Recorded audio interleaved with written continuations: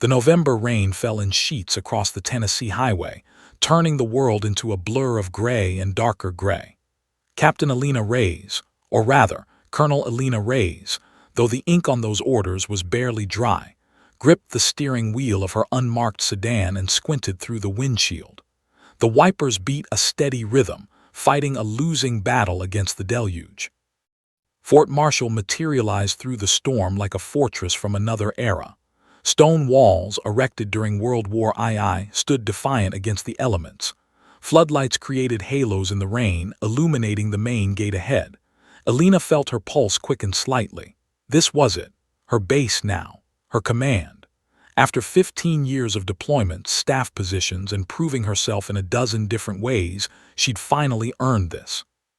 The promotion had come through 3 days early, a surprise even to her. The Vice Chief of Staff had called personally. "Colonel Reyes, we need you at Marshall immediately. The situation there requires your particular skill set." No explanation of what situation meant.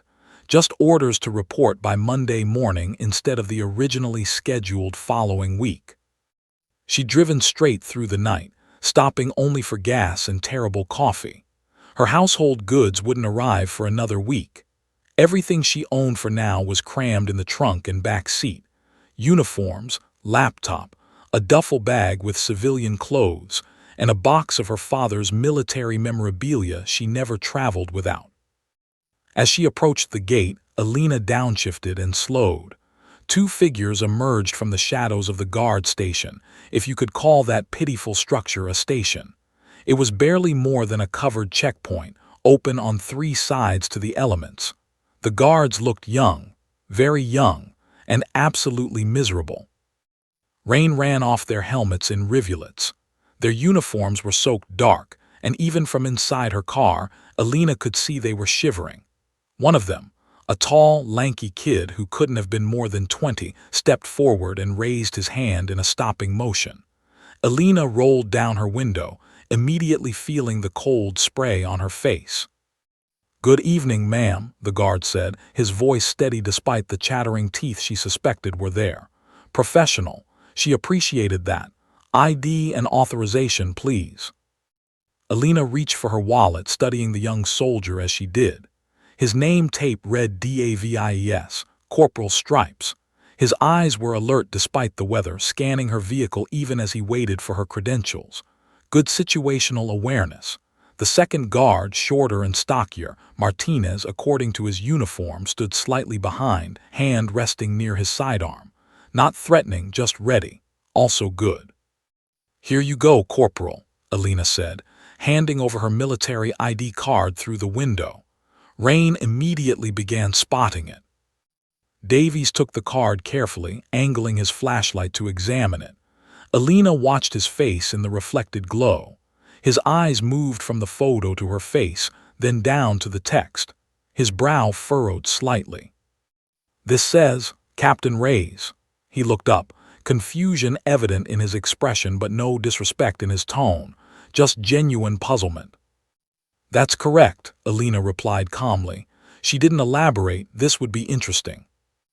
Davies exchanged a glance with Martinez, who stepped closer, peering at the ID over his partner's shoulder. Both guards looked uncertain now, that particular kind of uncertainty that comes when protocol meets unexpected reality. "Ma'am," Davies said carefully, "we weren't informed about any Captain Reyes visiting today, or this week actually."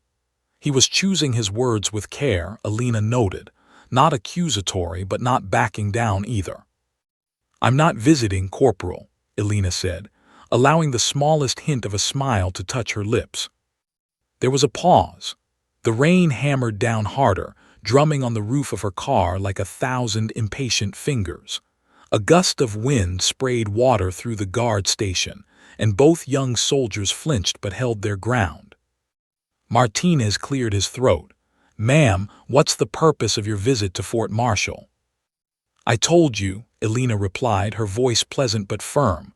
"I'm not visiting." Davies and Martinez looked at each other again, and Alina could practically see the wheels turning. A captain who wasn't visiting but wasn't on their notification list. showing up at 2200 hours on a Sunday night in the middle of a storm, in an unmarked civilian vehicle with out-of-state plates. Everything about this screamed irregular, and to their credit, these young soldiers weren't just waving her through. "Ma'am," Davies said, "I'm going to need to verify this with base operations. Protocol requires." "By all means, Corporal," Alina interrupted gently. "Follow your protocol. That's exactly what you should do." Davies blinked, clearly surprised that she wasn't pulling rank or showing irritation. Most officers, in Alina's experience, would have been demanding to speak to their supervisor by now. But she'd been a second lieutenant once, standing gate duty in Kosovo, and she remembered what it was like to be the lowest-ranking person responsible for the highest-stakes decisions. Martinez unclipped his radio while Davies continued to hold her ID, both of them clearly uncomfortable but determined. Alina sat patiently, rain now dripping from the edge of her window onto her sleeve. She didn't roll the window back up. Something about that felt like it would add pressure to an already tense situation. "Control, this is Gate 3, Martinez said into his radio, his voice crisp and professional. "We have a Captain Alina Reyes at our position, driving a gray Honda Accord, civilian plates, Tennessee Delta Foxtrot 73902. No advance notification of arrival. Requesting verification of authorization for base access." Static crackled. "Stand by, Gate 3. And then they waited. The seconds stretched into minutes. Davies shifted his weight from foot to foot, trying to stay warm.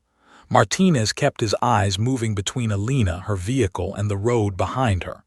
Alina remained still, her hands visible on the steering wheel, her expression neutral. She was soaked now from the rain coming through the window, but she didn't move to close it. She watched these two young soldiers and saw herself 15 years ago. Eager, careful, determined to do everything by the book because the book was all you had when you were new and uncertain. They were good kids. She could work with good kids. Davies' hand trembled slightly as he held her ID. Whether from cold or nerves, Alina couldn't tell. Probably both. "Sorry about this, ma'am," he said quietly. We have to verify standing orders." "Never apologize for doing your job correctly, Corporal," Alina said. "Take your time." The radio crackled again. Both guards straightened unconsciously, like dogs hearing a familiar whistle. What came through that radio in the next moment would change everything. The radio silence stretched like taffy, each second pulling longer than the last. Corporal Davies felt sweat mixing with the rain on his forehead despite the cold. Martinez shifted beside him, the subtle movement betraying his own tension. In the car, the woman, Captain Reyes, according to her ID, sat with an almost supernatural calm, as if being stopped and questioned at a military gate in a thunderstorm was just another Sunday evening. That calm bothered Davies more than anger would have. Most officers, when inconvenienced, made it everyone else's problem. They'd huff, check their watches repeatedly, drop names of colonels and generals they supposedly golfed with. This woman just waited, like she had all the time in the world, like she knew something they didn't. Davies looked down at the ID card again, water droplets making the laminate surface gleam in his flashlight beam. The photo showed the same face looking at him from the driver's seat, strong jawline, dark eyes that seemed to assess everything, hair pulled back in a regulation bun. Captain Alina Reyes, 03, United States Army. Date of rank, 3 years ago. The card looked legitimate. Everything looked legitimate. That was what worried him. "Martinez," he said quietly, leaning slightly toward his partner while keeping his eyes on the vehicle. "Check the duty roster again. Anything about a Captain Reyes?" Martinez pulled out the waterproof clipboard they kept in the guard shack, though it had provided little actual shelter tonight. He flipped through the soggy pages, his flashlight beam dancing across lists of names, ranks, and expected arrival times. Davies watched him scan once, twice, 3 times. "Nothing," Martinez confirmed, his voice low. Morning brief listed personnel movements for the next 72 hours. No raise. No captains at all, actually. We've got a couple of lieutenants coming in Tuesday for a training rotation, and there's that note about. He stopped, his finger hovering over a line of text. What? Davies asked. There's a mention here. Captain E. Ray's scheduled facility inspection, arrival week of 18 November. Martinez looked up.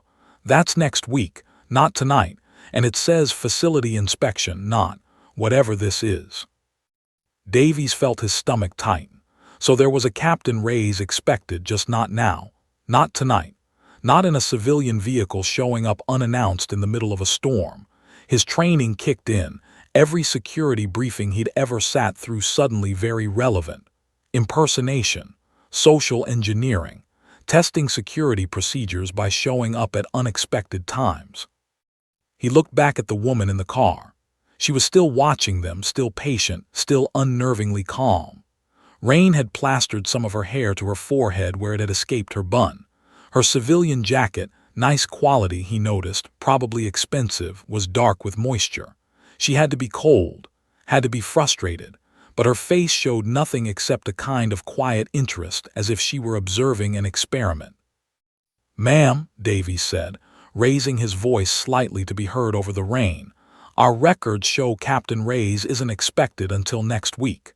Can you explain the discrepancy?" It was the right question, professional, not accusatory but not backing down either. His drill sergeant would have been proud. The woman tilted her head slightly, considering. "The schedule changed," she said simply. "I received updated orders 3 days ago. Early arrival required." "Do you have those orders with you, ma'am?" "I do." Davies waited. She didn't move to produce them. Just sat there, hands still visible on the steering wheel, expression still maddeningly neutral. Was she testing them? Was this one of those surprise security evaluations he'd heard about, where higher-ups tried to bluff their way onto base to see if guards would cave under pressure? "May I see them, ma'am?" Davies asked, keeping his voice level. "Of course." She reached slowly toward the passenger seat. Good. She was telegraphing her movements, not making any sudden gestures, and retrieved a leather portfolio. She extracted several sheets of paper and passed them through the window. Davies took them carefully, trying to keep them from getting completely soaked. Martinez crowded closer, both of them angling their flashlights to read. The documents looked official. Department of the Army letterhead. Orders directing Captain Alina Ray's to report to Fort Marshall for facility inspection and operational assessment, effective immediately. Signed by a General Hawthorne, Office of the Inspector General. Martinez pointed to something at the bottom of the page. A date stamp, 14 November, 4 days ago. "These look recent," Martinez murmured. "Too recent," Davies countered quietly. "If she got orders 4 days ago for immediate reporting, why wouldn't base ops have updated our notification list? Why wouldn't the gate have a heads up?" It was a good question. Military bureaucracy moved slowly, but not that slowly. Not when an officer was being sent for an operational assessment, which Davies knew was often code for someone screwed up and we're checking if it's fixable. The radio crackled again. Both guards jumped slightly. Gate 3 still standing by. Control is attempting to reach the duty officer. Colonel Peters is not responding to initial contact. Continue to hold position. Davies pressed the transmit button. Copy Control, continuing to hold. He looked at Martinez, who looked back with wide eyes. The base commander, Colonel Peters, not responding. At 2200 hours on a Sunday. That was unusual. Peters was notorious for being accessible, for answering his radio within 30 seconds regardless of time or day. "Something's weird about this," Martinez whispered. "I know," Davies whispered back. They both looked at the woman in the car again. She'd rolled her window up slightly against the rain but was still visible, still waiting. Her eyes met Davies through the windshield, and he felt a chill that had nothing to do with the weather. Those eyes held knowledge, certainty, and something else he couldn't quite identify. Experience, maybe. The kind that came from years of service, from seeing things and doing things that transformed a person from a soldier into a warrior. Davies made a decision. "Ma'am, I'm going to need you to pull your vehicle to the side and wait in the holding area while we verify your identity and orders. This is standard procedure for unannounced arrivals." He half expected her to argue, to pull rank, to demand they call someone specific who could vouch for her. Instead, she simply nodded. "Understood, Corporal. Where would you like me to park?" Davies pointed to a small paved area to the right of the gate, sheltered slightly by an overhang. "There, ma'am. Please keep your vehicle running and remain inside. We'll update you as soon as we have confirmation." "Take your time," she said. "Do it right." She put the car in gear and eased it over to the holding area, parking exactly where Davies had indicated. Professional, compliant, still completely unruffled. Martinez was already back on the radio. "Control, Gate 3. We have the individual secured in the holding area. Can you expedite contact with Colonel Peters or the duty officer? This situation requires immediate command attention." "Copy, Gate 3. Be advised we're now trying to reach the XO and the command sergeant major. Stand by." Davies felt his pulse quicken. The executive officer, the command sergeant major. Why were they having to go up the chain so far just to verify one captain's arrival? Unless this wasn't about verifying a captain at all. He looked at the sedan in the holding area, water streaming down its windows, headlights cutting through the rain. Inside, barely visible, the woman sat motionless, waiting, always waiting, like she knew exactly how this would play out. Davies' radio suddenly erupted with a voice he recognized immediately, loud, urgent, and unmistakably belonging to Colonel Peters himself. "Gate 3, this is Colonel Peters. Sitrep now." Davies' hand shook as he raised the radio to his lips. Whatever was about to happen, he had a feeling his career was balanced on what he said next. Corporal Davies had never heard Colonel Peters sound like this. In 6 months of gate duty, he'd interacted with the base commander maybe a dozen times, always professional exchanges, always measured tones. Peters was known for being unflappable, the kind of officer who could watch a training exercise go completely sideways and simply say, "Well, that's why we train." This voice on the radio was different, clipped, urgent, maybe even angry. Davies swallowed hard and keyed the mic. "Sir, Gate 3. We have an individual claiming to be Captain Alina Reyes requesting base access. No prior notification of arrival. We're holding the individual in the secure area pending verification of identity and orders." There was a pause. Davies could hear background noise through the radio, voices, movement, like Peters had been in the middle of something when the call came through. "Describe the individual," Peters said, his voice tight. "Female, approximately 5'7", dark hair, eyes appear dark brown.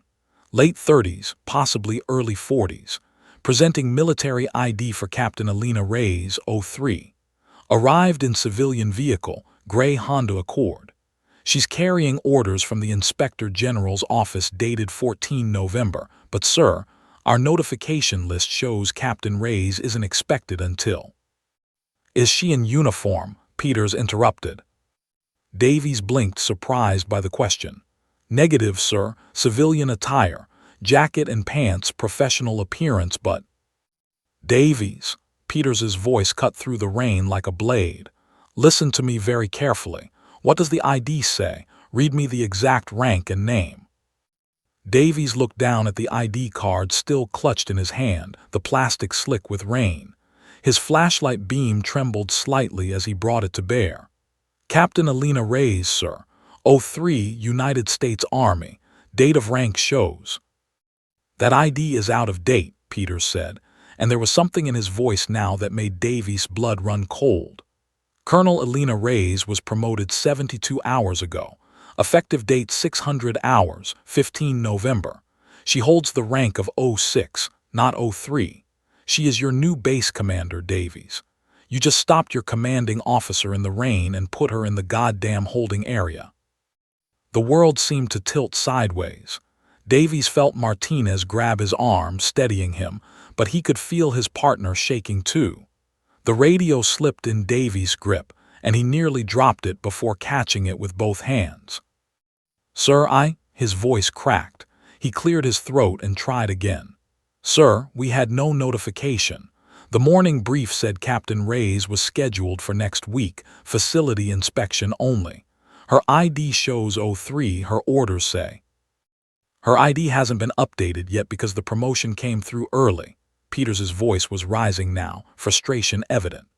The notification to gate security was supposed to go out Friday, but apparently someone in my S1 shop decided to wait until the official arrival date, which means you had no way of knowing who she was, which means... He stopped, and Davies heard him take a breath. When Peters spoke again, his voice was forced into something resembling calm. Which means you did exactly what you were supposed to do. You verified credentials that didn't match your notification list, and you held position until confirmation. Davies felt like he might throw up. Martinez had gone pale in the glow of the flashlights, his eyes wide with horror. They'd stopped their base commander. They'd questioned her, held her ID, made her sit in a holding area like she was some kind of security risk. Sir, Davies managed. We didn't know. She never said, she just showed the ID and said she wasn't visiting and... Where is Colonel Reyes now? Peters asked. Holding area, sir. Vehicle is running. She's waiting inside as instructed. Has she shown any irritation, made any complaints? Davies thought about the woman's preternatural calm, that slight smile, the way she'd told him to take his time and do it right. Negative, sir. She's been completely professional, cooperative. She told us to follow our protocol. There was another pause on Peters's end. Then, almost wonderingly, of course she did. That's exactly what Alina would do. A sigh came through the radio. Davies, Martinez, listen to me. You two did nothing wrong. You followed procedure with an unannounced arrival and incomplete information. That's exactly what you're supposed to do. But I need you to understand something. Colonel Reyes just became the most important person on this installation, and she's currently sitting in the rain because my staff couldn't update a simple notification list. What do you want us to do, sir? Davies asked, his voice barely steady. First, you're going to open that gate and render the proper honors to your commanding officer. Then you're going to apologize briefly, professionally, and direct her to base headquarters where I and half the command staff are currently assembling in various states of panic. Do not grovel. Do not make excuses. Colonel Reyes doesn't suffer either. Just acknowledge the situation, show respect, and move on. Understand? Yes, sir. And Davies, one more thing. Sir, your service record is about to include a notation about the night you properly detained and verified the identity of someone claiming to be an officer with credentials that didn't match available information. That's a good notation. That means you can think. Don't let anyone make you feel bad about doing your job correctly. The radio clicked off. Davies stood frozen, rain running down his face, the ID card still in his hand. He looked at Martinez, who looked back with the expression of someone who just watched their life flash before their eyes. We stopped a colonel, Martinez whispered. We stopped our colonel, Davies corrected, our base commander. She never said anything, she just sat there, let us question her. Davies thought about that. A captain, no, a colonel, who'd let two corporals grill her about credentials, who'd accepted being put in a holding area without pulling rank, who'd remained calm and professional throughout, who'd told them to take their time and do it right. She was testing us, Davies said slowly.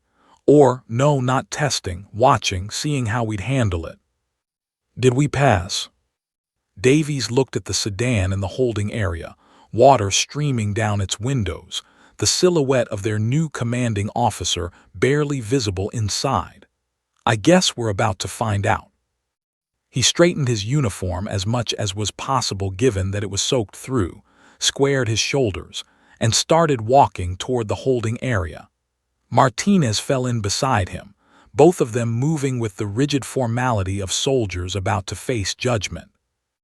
As they approached the vehicle, Davies saw the window roll down. Colonel Reyes looked out at them, Rain immediately beginning to spot her face. Her expression was neutral, but her eyes, those dark, assessing eyes, were watching everything. Davies came to attention and saluted, his arms snapping up with parade ground precision despite the rain. Beside him, Martinez did the same. "Colonel Reyes," Davies said, his voice carrying over the storm. "On behalf of Gate 3 Security, I apologize for the delay. Your notification was not properly updated in our system. Permission to grant you access to Fort Marshall, ma'am." Colonel Reyes returned the salute, her movement crisp and professional. Then she did something Davies didn't expect. She smiled, not a small, polite smile, a genuine one with warmth in it. "Permission granted, Corporal," she said. "To myself, apparently, this is going to be an interesting command." Smile on Colonel Reyes's face should have been reassuring. It wasn't. If anything, it made Corporal Davies feel worse. A reprimand he could handle, anger he could process, but kindness in the face of what he'd just done, stopping and questioning his own base commander, treating her like a potential security threat, that kindness felt heavier than any punishment. Martinez hadn't moved. He stood rigid at attention beside Davies, water running off his helmet, his eyes fixed on some point in the middle distance. Davies could see his partner's jaw clenched tight, the muscle jumping with tension.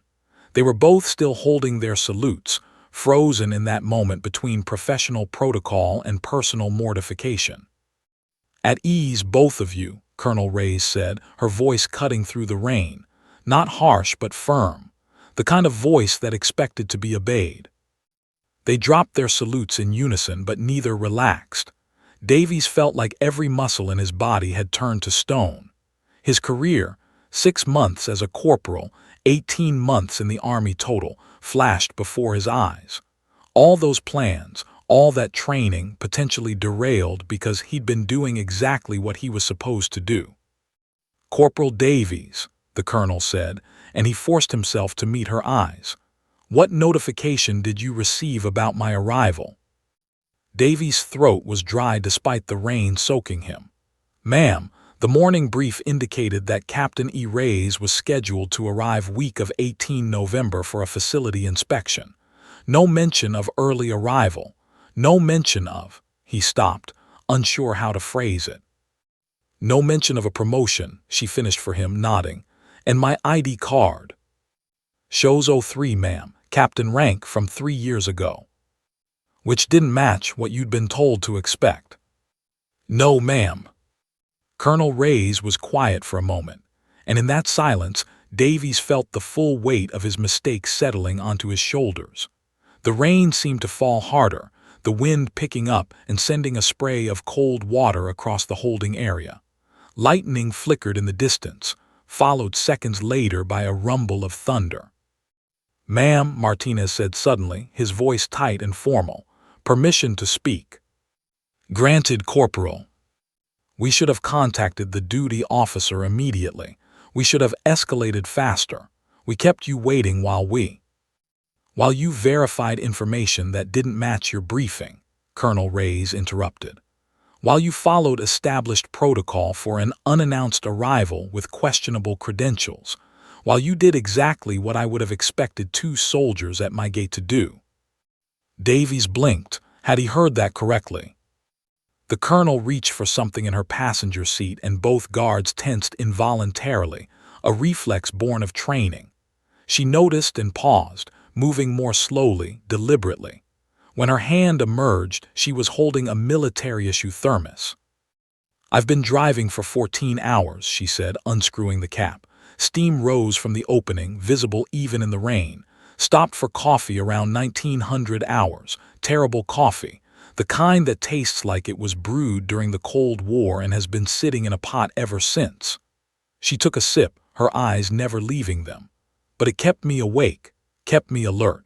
You know what I was thinking about during that drive? Neither guard answered. Davies didn't trust his voice not to crack. I was thinking about the kind of base I was inheriting, she continued.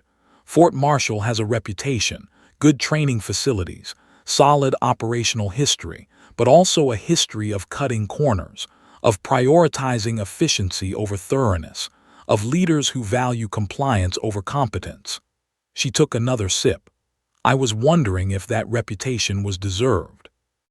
Davies felt his heart hammering. Where was she going with this? Tell me, Corporal Davies, the colonel said, what would have happened if you just waved me through? If you'd seen a military ID with the name that matched your briefing, even if the rank was wrong, even if the timing was off, and decided it was close enough. Decided that questioning an officer was more trouble than it was worth. Ma'am, Davies stopped, thought about it, really thought about it. If we'd waved you through and you had been an imposter or a security test or anything other than who you said you were, we'd have failed. We'd have compromised base security. Correct. And if you were the kind of soldiers who would wave through someone with mismatched credentials just because it was easier, what does that say about every other security decision you make? Martinez spoke up, his voice stronger now. It would say we can't be trusted, ma'am. Exactly. Colonel Reyes set her thermos down and leaned slightly out the window, ignoring the rain hitting her face. Gentlemen, I need you to understand something. In the next few months, I'm going to make a lot of changes on this base. I'm going to shake things up. I'm going to push people out of their comfort zones and challenge the way things have always been done. And when I do that, I'm going to need soldiers at every level who can think, who can question, who can see something that doesn't match what they've been told and have the courage to say, wait, something's wrong here. Let me verify this. She paused, letting that sink in. You two just demonstrated that exact quality. You saw credentials that didn't match your briefing. You could have caved, could have assumed that someone in the chain made a mistake and just let me through. Instead, you held your ground. You verified. You escalated. You did not bend the rules for convenience or because of rank. Davies felt something shifting in his chest. The crushing weight of failure was transforming into something else, something that felt almost like pride. Ma'am, he said carefully, you're saying we did the right thing. I'm saying you did exactly what I need from my gate security, she replied. Actually, what I need from all my soldiers. The ability to follow orders while still engaging your brain. The courage to question when something doesn't add up, regardless of who's involved or how inconvenient it might be. Lightning flashed again, closer this time, and the thunder followed almost immediately. The storm was intensifying. Colonel Reyes glanced up at the sky, then back at the guards. How long have you two been out here? She asked, and there was a new note in her voice. Concern. Davies checked his watch. 6 hours and 15 minutes, ma'am. Our shift started at 1600. And when does it end? Supposed to be midnight, ma'am, but he hesitated. But what, Corporal? Relief crew is short-staffed tonight. Half of them called in sick. We might be pulling a double. Colonel Reyes' expression changed. The slight smile vanished, replaced by something harder. Her eyes moved from the guards to the so-called guard station behind them, that pathetic excuse for shelter that barely kept the rain off their equipment, let alone them. 12 hours, she said quietly, in this weather, in that. She gestured at the inadequate structure. Who authorized this? It's standard operating procedure, ma'am, Martinez said. We make do. Make do, she repeated, and there was steel in her voice now. You're standing in freezing rain for 12 hours with no proper shelter, no heat, no relief, and you're telling me this is standard. Both guards remained silent. This felt like dangerous territory. Colonel Reyes pulled out her phone, water droplets scattering as she moved. She dialed, put it on speaker. It rang twice before a male voice answered. Colonel Peters. Peters Reyes, I'm still at Gate 3. Tell me about the guard station conditions on this base. There was a pause. Ma'am. The guards here have been standing post for over 6 hours in a thunderstorm. Their shelter is inadequate. They're soaked through. And they're potentially facing a double shift because we don't have proper staffing. I need to know if this is isolated to this gate or if it's systemic. Davies and Martinez exchanged glances. Was she really doing this, advocating for them, to the previous base commander on her first night? Ma'am, the guard stations have been on the facility's upgrade list for 2 years, but budget constraints. Move it to the top of that list, Colonel Reyes said, her voice brooking no argument. I want heated, enclosed guard stations with proper visibility at every gate on this base. Full climate control, adequate lighting, and ergonomic design. I want the proposal on my desk by end of business Friday. Yes, ma'am. I'll contact the facility's manager first thing Monday morning. You'll contact them now, she corrected. I don't care that it's Sunday night. This is a safety issue, and it should have been addressed long before I arrived. Understood, ma'am. She ended the call and looked back at Davies and Martinez, who were staring at her with something approaching awe. Security is only as good as the people maintaining it, she said, and people can't maintain anything if they're fighting hypothermia. Corporal Davies felt like he was in some kind of fever dream. His new base commander was sitting in a civilian car in a holding area, soaking wet, advocating for better guard stations on her first night, before she'd even set foot on base properly. This wasn't how officers behaved, not in his limited experience anyway. Colonel Reyes pocketed her phone and looked at both guards with an intensity that made Davies stand straighter despite his exhaustion. The rain continued its relentless assault, but he barely noticed it anymore. He was too focused on the woman in front of him, trying to understand what was happening. Tell me something, she said, her voice cutting through the storm. Why did you stop me? Really, not the protocol answer, the real reason. Davies glanced at Martinez, who looked equally uncertain about how to respond. This felt like a test, but he couldn't figure out what the right answer was supposed to be. Ma'am, Davies started carefully, your credentials didn't match our information. The rank was wrong, the timing was wrong, and you could have let me through anyway, she interrupted. I had a valid military ID. The name matched what you'd been told to expect. You could have reasoned that the discrepancies were just administrative errors and waved me through. It would have been easier, less uncomfortable, but you didn't. Why? Davies thought about it, really thought about it. Why hadn't he just opened the gate? Most of the officers who came through didn't even stop fully, just slowed down, flashed an ID, and kept rolling. Making an officer wait, questioning their credentials, that was the kind of thing that could get a junior enlisted soldier in trouble. Because something felt wrong, he said finally. Ma'am, in basic, our drill sergeant used to say, your gut knows before your brain does. The details didn't line up. And if I'd let you through without verifying and something bad had happened because of it, that would have been on me. Colonel Reyes nodded slowly. Your drill sergeant was right. What was their name? Staff Sergeant Morrison, ma'am, Fort Benning. Morrison, she repeated, as if committing it to memory. Good instructor. The instinct to question when things don't align. That's what separates soldiers who follow orders blindly from soldiers who can actually think. She shifted in her seat, turning to face them more directly. Martinez, what about you? You were ready to call it in immediately. Why not just trust your partner's judgment? Martinez straightened. Ma'am, Davies is good at his job, but 2 sets of eyes are better than 1. Security isn't something you delegate. If we're both responsible for this gate, we're both responsible for every decision we make here. Even when that decision might make an officer angry. Especially then, ma'am. Martinez's voice was firm. Because if we compromise security to avoid making someone uncomfortable, we're not doing our job. We're just wearing uniforms. Colonel Reyes studied them both for a long moment. Davies felt like she was reading them, seeing past the soaked uniforms and the nervous postures to something deeper. Finally, she nodded.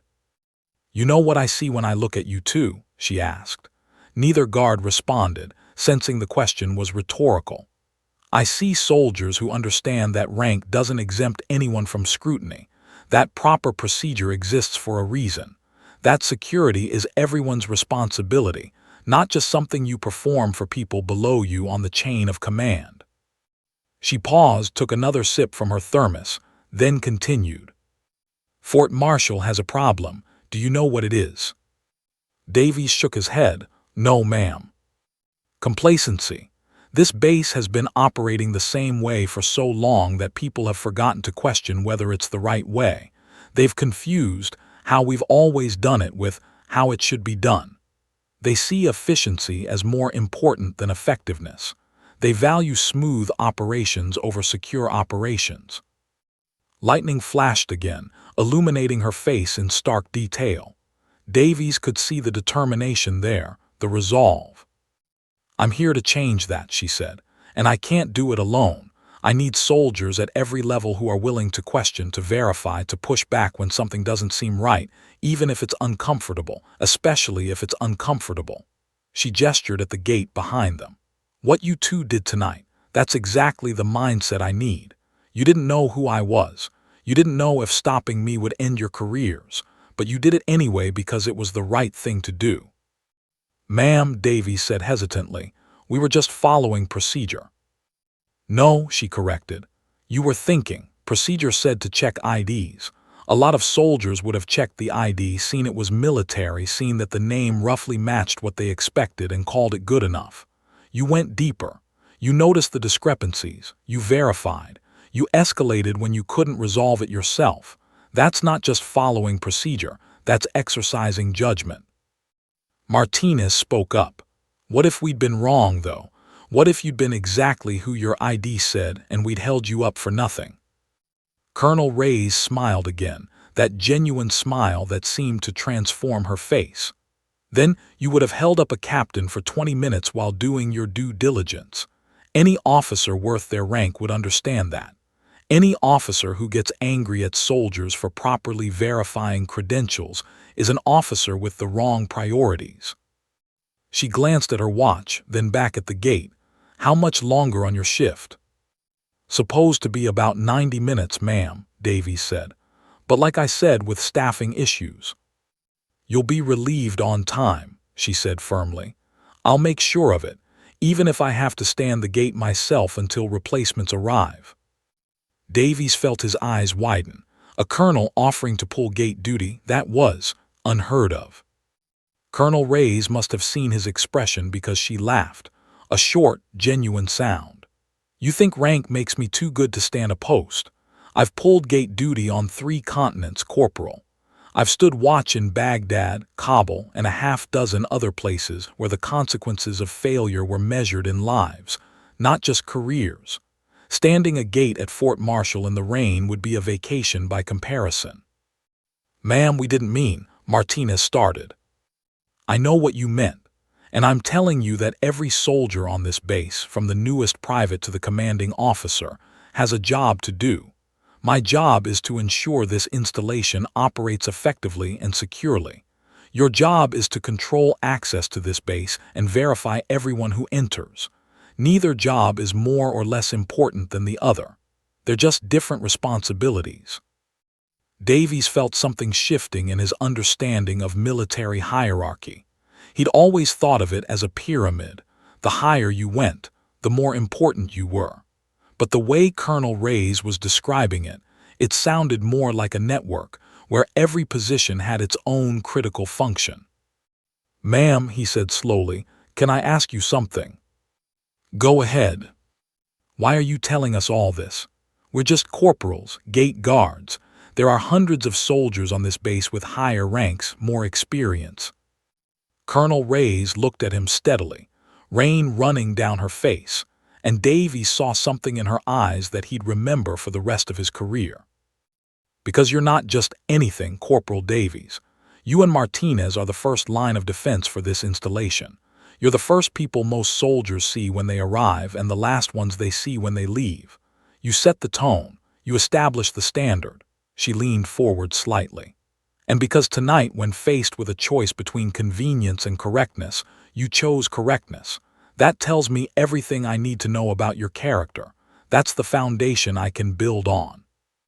Thunder rumbled overhead, closer now. The storm was directly above them. "Now," Colonel Reyes said, putting her car in gear, "I'm going to drive onto my base, check in with Colonel Peters, and probably spend the next 3 hours in meetings. But I want you both to remember something." "Ma'am," Martinez asked. "You did good work tonight. Don't let anyone, including yourselves, convince you otherwise." Colonel Reyes pulled forward slightly, then stopped again. Through the rain-streaked windshield, Davies watched her lean across the passenger seat to roll down the window on that side. She was looking back at the guard station, her eyes scanning it with the kind of analytical precision he'd seen officers use when inspecting equipment or facilities. "Corporal Davies," she called out, "come here for a moment." Davies jogged over to the passenger window, Martinez following close behind. Up close, he could see details he'd missed before. The colonel's jacket was expensive but well-worn, the kind of quality that lasted years. Her hands on the steering wheel were scarred in places, the kind of marks that came from hard work, not desk duty. This was someone who'd been in the field, not just behind it. "Yes, ma'am." She pointed at the guard station. "Walk me through a typical shift, not the official version from the duty roster, the real version." Davies hesitated, glancing at Martinez. This felt like dangerous territory. Complaining about conditions was a fast track to being labeled a problem soldier. But something about the way Colonel Reyes was looking at him, direct, expectant, genuine, made him think she actually wanted the truth. "We arrive 15 minutes before shift," he began carefully. "Get briefed by the outgoing guards on any issues, who came through, any incidents, status of equipment. Then we take position.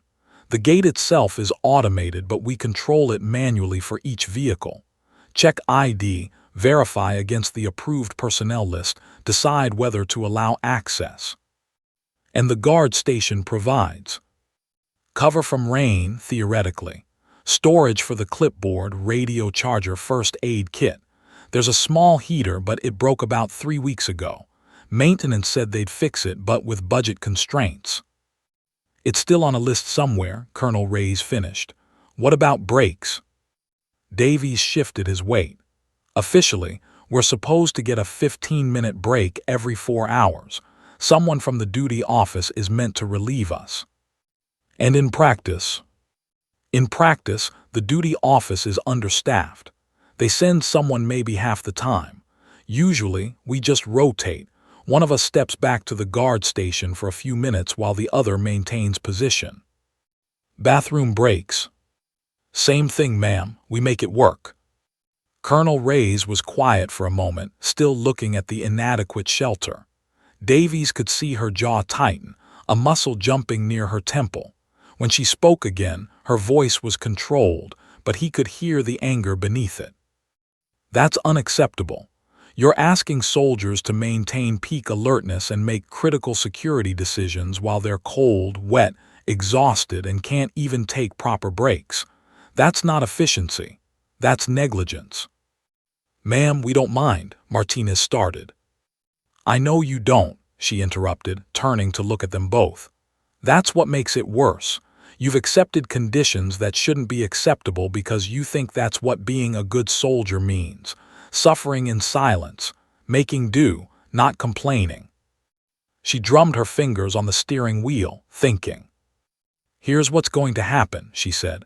"First thing tomorrow morning, I'm conducting a full review of all gate operations, staffing levels, shift lengths, facility conditions, support protocols.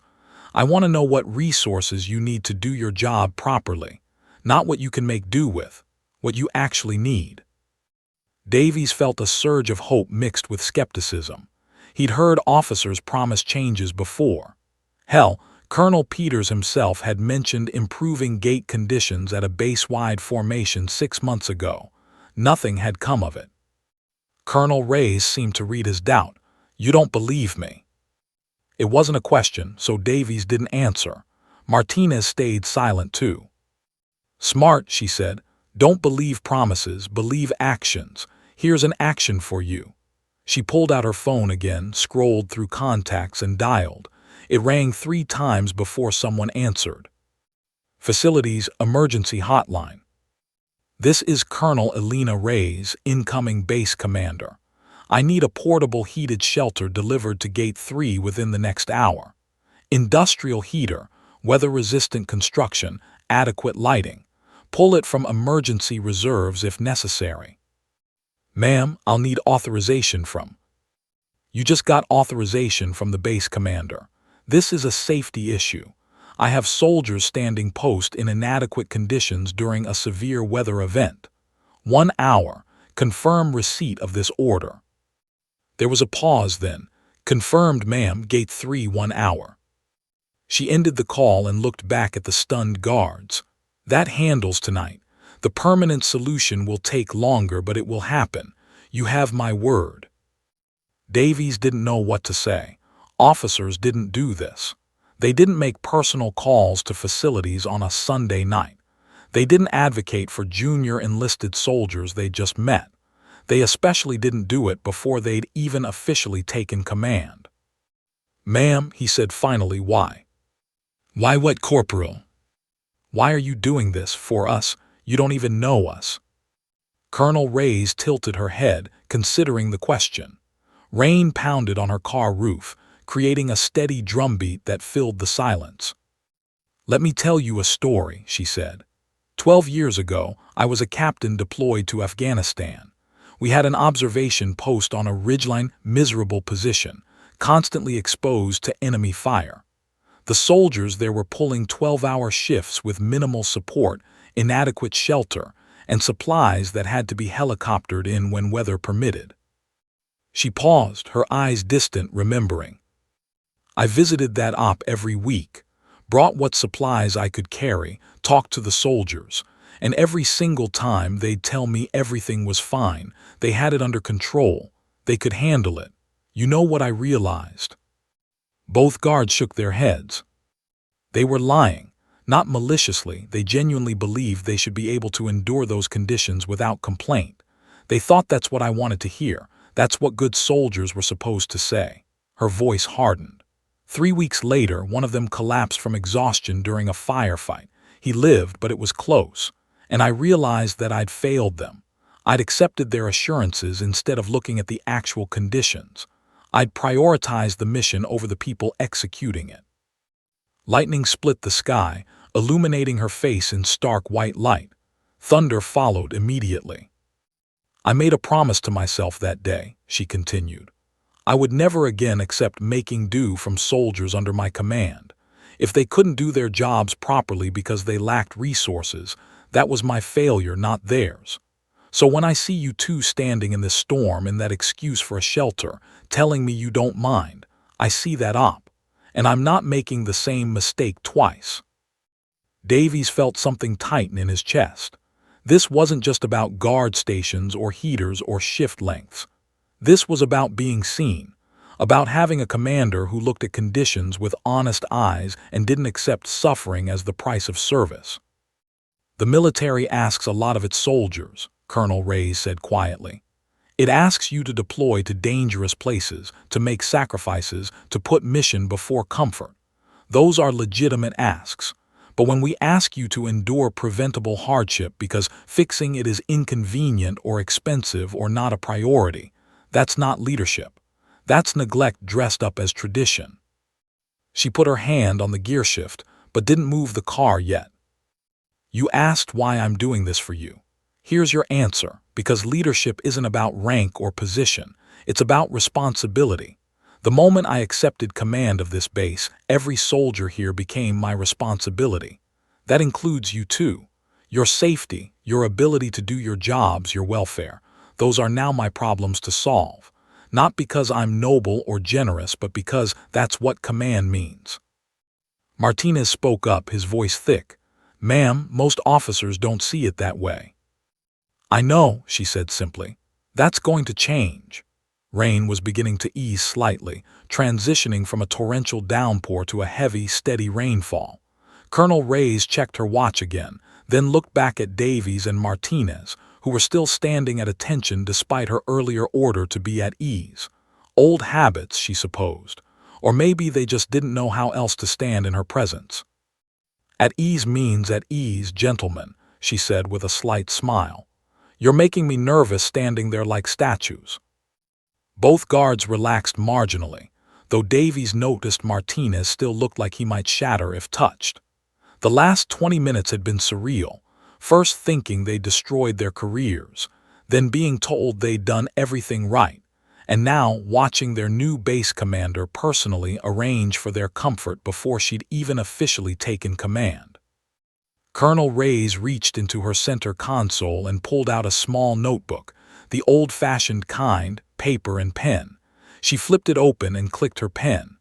"I need your full names and service numbers." Davies felt his stomach drop. "Ma'am."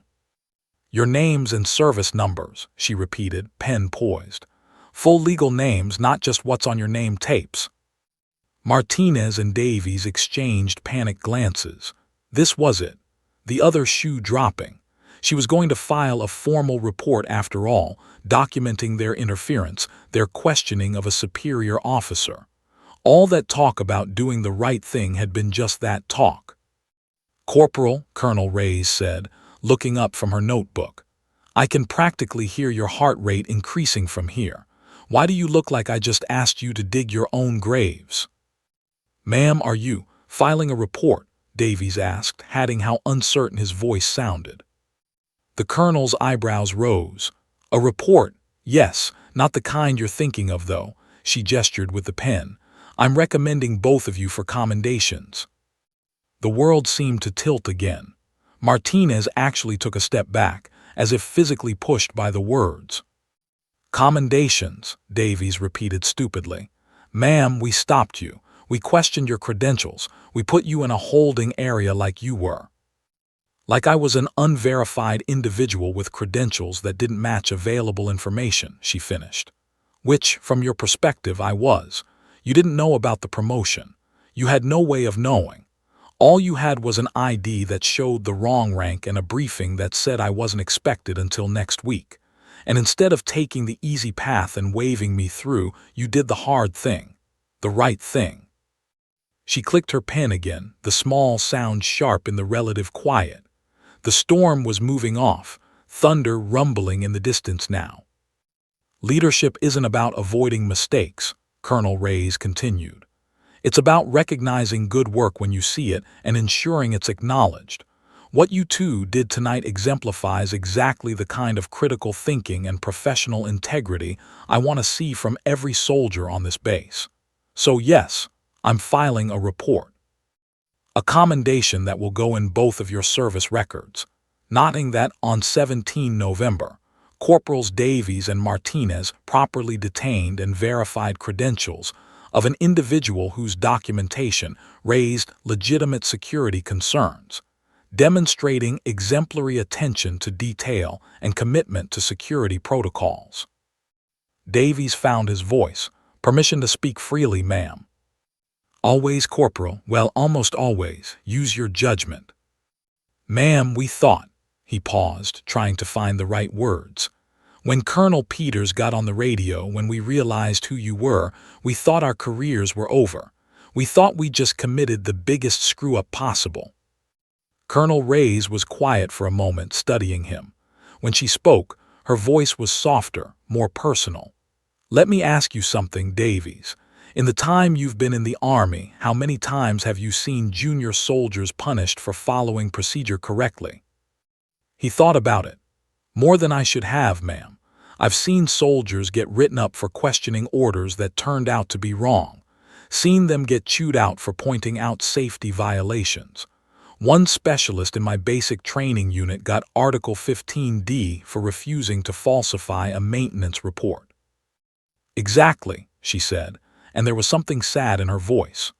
We've created a culture where soldiers are afraid to do the right thing because they've learned that doing the right thing often has negative consequences, where it's safer to go along with problems than to identify them, where questioning anything, even when it's appropriate, is seen as insubordination rather than initiative. She tapped her pen against the notebook. That culture is poison. It creates organizations that look efficient on paper but are actually fragile, where problems get hidden until they explode, where small issues become catastrophic failures because everyone was too afraid to speak up. Martinez spoke up, his voice stronger now. Is that what you meant earlier, about complacency? Partly. Complacency is when you stop questioning whether things are being done right because you're too comfortable with how they're being done. But there's a related problem: fear. When soldiers are afraid to question, afraid to verify, afraid to push back against anything that doesn't seem right, you get the same result. Mistakes get missed, problems get buried, and eventually something catastrophic happens. She looked at both of them directly. I don't want soldiers who are afraid of me. I don't want soldiers who tell me what they think I want to hear. I want soldiers who will look at a situation, assess it honestly, and act according to their best judgment, even if that means stopping a colonel in the rain because her credentials don't match the brief. Davies felt something fundamental shifting in his understanding of what leadership could be.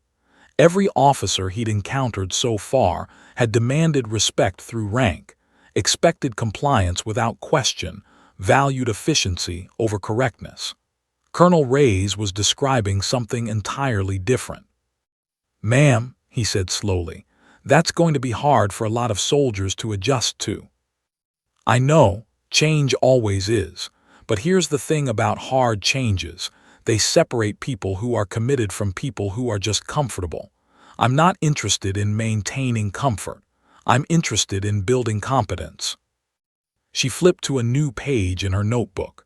"Now, those names and service numbers. I have about 6 more stops to make tonight before I can get to my quarters, and I'd like to get this commendation process started." Davies provided his information: full name, service number, MOS, time in service. Martinez did the same. Colonel Reyes wrote it all down in neat, precise handwriting. Military officers usually just typed everything into their phones or tablets, but there was something deliberate about her using paper, like she wanted to personally document this moment. "Thank you," she said when she finished writing. "One more question, and then I'll let you get back to your post. How long have you two been working together?" "4 months, ma'am," Martinez answered. "We went through basic together, got assigned here around the same time." "And you work well together, trust each other's judgment?" "Yes, ma'am. Martinez has better instincts than me for reading people. I'm better with regulations and procedures. We complement each other." Colonel Reyes smiled again, that genuine expression that transformed her face. "That's exactly what I was hoping to hear. Good soldiers know their own strengths and weaknesses. Great soldiers find partners who balance them out." She closed her notebook and set it aside. "I'll be watching your careers with interest, gentlemen. I suspect you're both going to go further than you think." "Ma'am, we're just corporals," Davies said. "Just gate guards." "For now," she replied. "But I've learned that you can tell a lot about a soldier's potential by how they handle responsibility when no one important is watching. Tonight, you had no idea I'd become your base commander. You thought I was just some captain you'd probably never see again, and you still did your job properly. That tells me more about your character than any evaluation report could." She put the car in gear again, for real this time. "I'll see you both around the base. Stay sharp, stay professional, and remember, you did good work tonight. Don't let anyone convince you otherwise." "Ma'am," Martinez said suddenly before she could drive away. "Thank you for everything, for understanding, for the shelter, for actually listening." Colonel Reyes looked at him, and Davies saw something in her expression that looked almost like pain. "Don't thank me for doing what should be standard, Corporal. Thank me by holding me to the same standard I'm setting for everyone else. If you see me or any other officer on this base failing to do right by our soldiers, I expect you to speak up. Respectfully, through appropriate channels, but speak up nonetheless." "Yes, ma'am." She nodded once, then drove forward toward the gate. Davies and Martinez watched her taillights disappear into the base, rain still falling steadily, but no longer with the fury of the earlier storm. They stood there in silence for a long moment. Finally, Martinez spoke. "Did that really just happen?" Davies looked down at his hands, still trembling slightly from adrenaline and cold, and the sheer emotional whiplash of the last half hour. "I think we just met someone who's going to change everything about how this base operates." Good or bad? Davies thought about the way Colonel Reyes had looked at that inadequate guard station, the steel in her voice when she'd called facilities, the genuine concern in her eyes when she'd asked about their shift length. He thought about officers who talked about caring for soldiers versus one who'd actually picked up her phone and made it happen.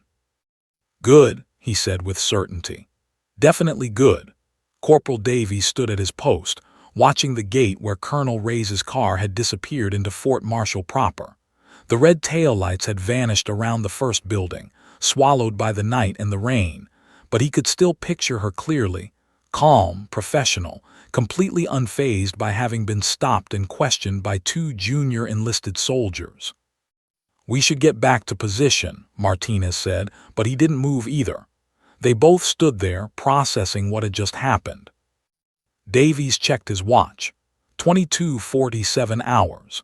Barely 15 minutes had passed since Colonel Peters's voice had exploded over the radio, transforming their routine security check into the most significant moment of their military careers so far. 15 minutes that felt like hours. "Martinez," he said slowly, "do you think other soldiers are going to believe us when we tell them about this?" His partner laughed, a slightly hysterical edge to it. "Not a chance. Oh yeah, we stopped our new base commander, questioned her credentials, put her in holding, and she thanked us for it and is recommending us for commendations. They'll think we're delusional." "Maybe we are." Davies walked back toward the guard station, his boots splashing through puddles. The rain had definitely eased now, transitioning from a downpour to a steady drizzle. "Maybe I'm going to wake up and this whole thing will have been a dream brought on by hypothermia." "If you're hypothermic, so am I, because I saw and heard the same things you did." Martinez followed him, grabbing the radio to check in with base operations. "Gate 3 to control, status check. We're clear here. All vehicles processed." "Copy Gate 3. Be advised, facilities is en route to your position. ETA 20 minutes. They're bringing some kind of temporary structure." Martinez and Davies looked at each other. She'd actually done it.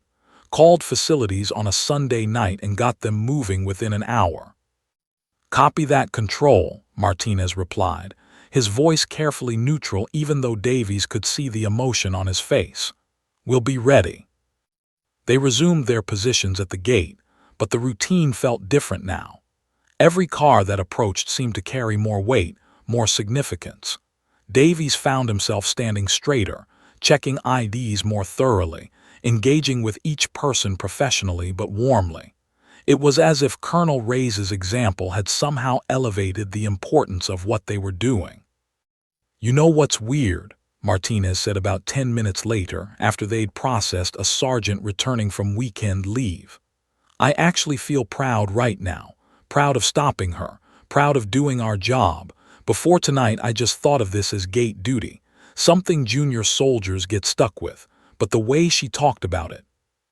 "First line of defense," Davies quoted, setting the tone for the entire installation.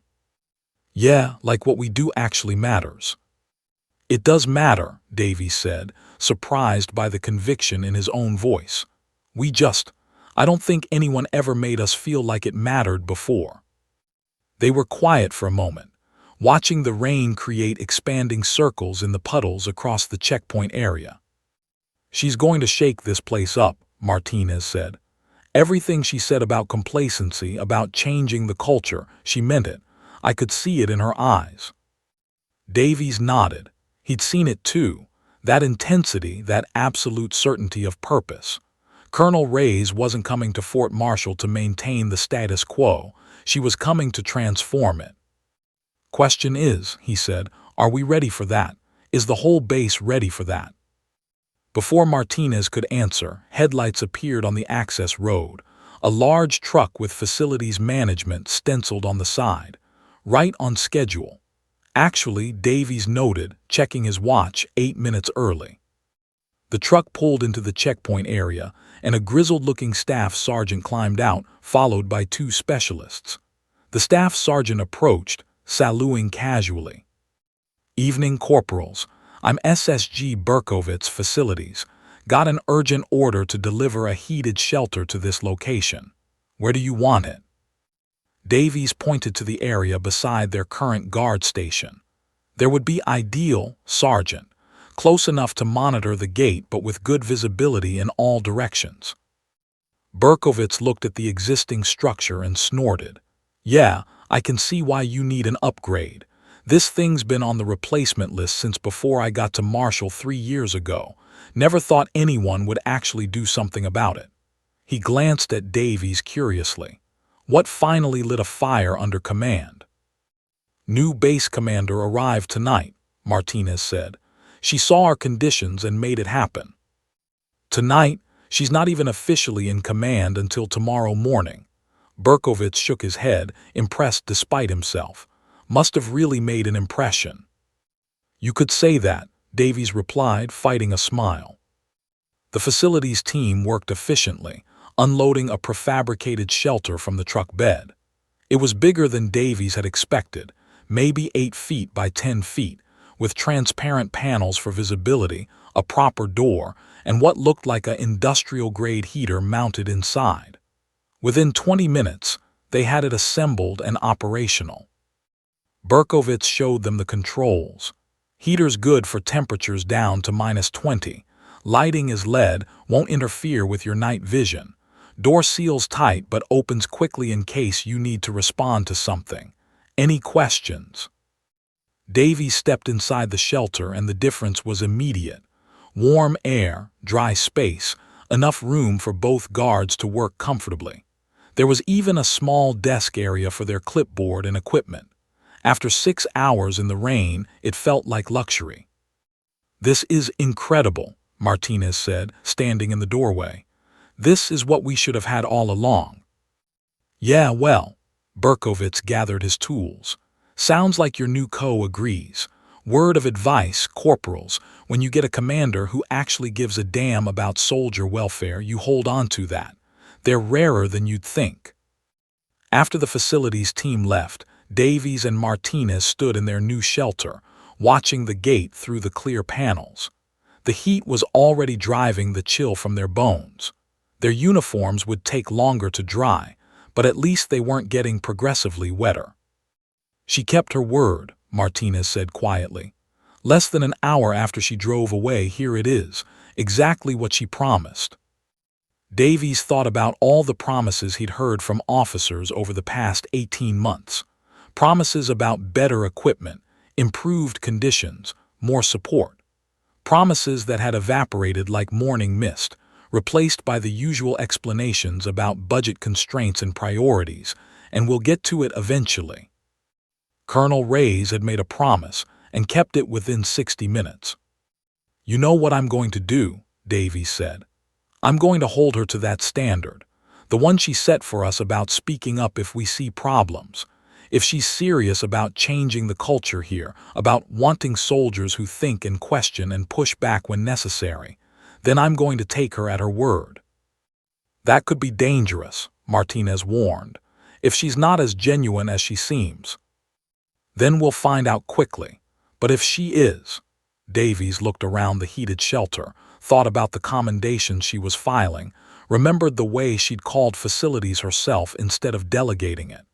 "If she is genuine, then we just got handed an opportunity to be part of something important. Something bigger than gate duty or checking IDs or standing in the rain. A chance to help change the culture," Martinez said, understanding dawning on his face. to be part of building something better. Exactly. They were quiet for a moment, the enormity of it settling over them. Then Martinez grinned suddenly. We're going to be legends, you know. The two corporals who stopped the new base commander on her first night and lived to tell about it. Davies laughed. Lived to tell about it and got commendations. Don't forget that part. Oh, I'm never forgetting that part. I'm getting that commendation framed. As midnight approached and their relief finally arrived, on time, as promised, Davies took one last look around the checkpoint. The storm had passed completely now. Stars were beginning to appear between breaks in the clouds. The new shelter stood solid and dry, a tangible reminder that words could become actions, that promises could be kept, that leadership could be more than just rank and authority. Walking to his barracks later, still damp but warm from the shelter and the conversation, Davies thought about Colonel Reyes's words. You did good work tonight. Don't let anyone convince you otherwise. He wouldn't. And more than that, he'd make sure that same standard of good work became his baseline going forward. If Colonel Reyes was going to challenge Fort Marshall to be better, then he'd challenge himself to rise to that standard. The guards at Gate 3 had questioned their new commander and discovered something unexpected. Not just a leader who valued procedure over convenience, but one who recognized that real security, real excellence, started with respecting the people tasked with maintaining it. Tomorrow, Colonel Reyes would officially take command. Tomorrow, the real work of transformation would begin. But tonight, two corporals stood a little straighter, performed their duties with renewed purpose, and understood for perhaps the first time what leadership could actually mean. It was a beginning, a good one. The end.